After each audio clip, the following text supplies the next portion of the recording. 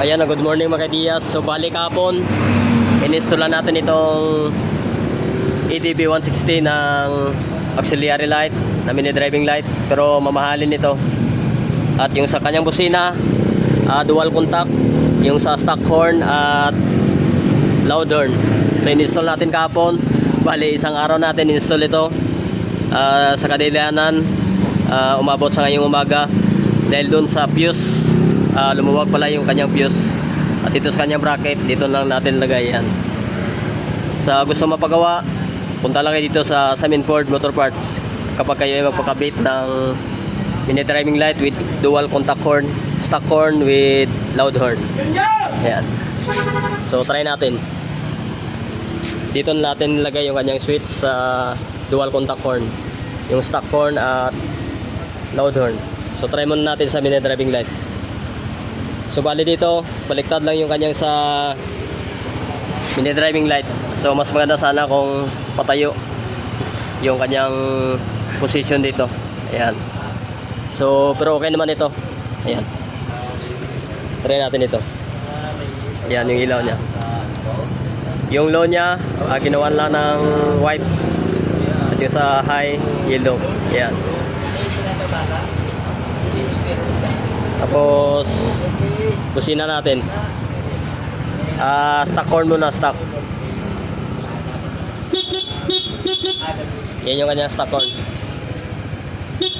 Stock horn, loud horn with passing. Yan. I-off natin, on natin yung mini driving with passing. Yan.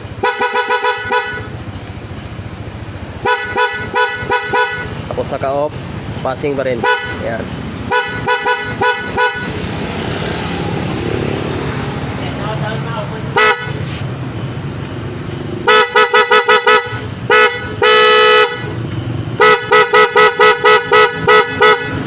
Stock horn.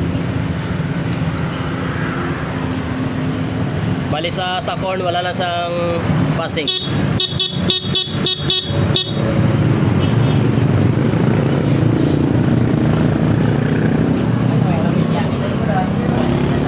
Yan, EDB 160. Sa gusto mapakabit, punta lang kayo dito sa Saminford Motor Parts. Ayan.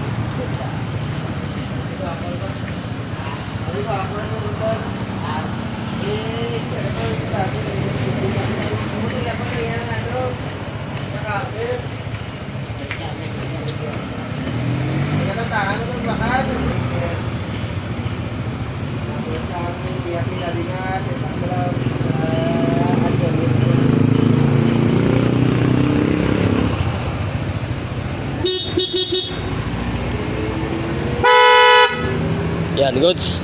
Siguro mga Diyas, hanggang dito natin video about dito sa EDB 160. May mga video na tayo sa Click 160, sa Click 125. Ayan, sa mga Yamaha. Nagkabitin tayo sa mga dito sa mga lip handle switch. Ayan, yung switch. Siguro hanggang dito lang ang ating video. Peace out.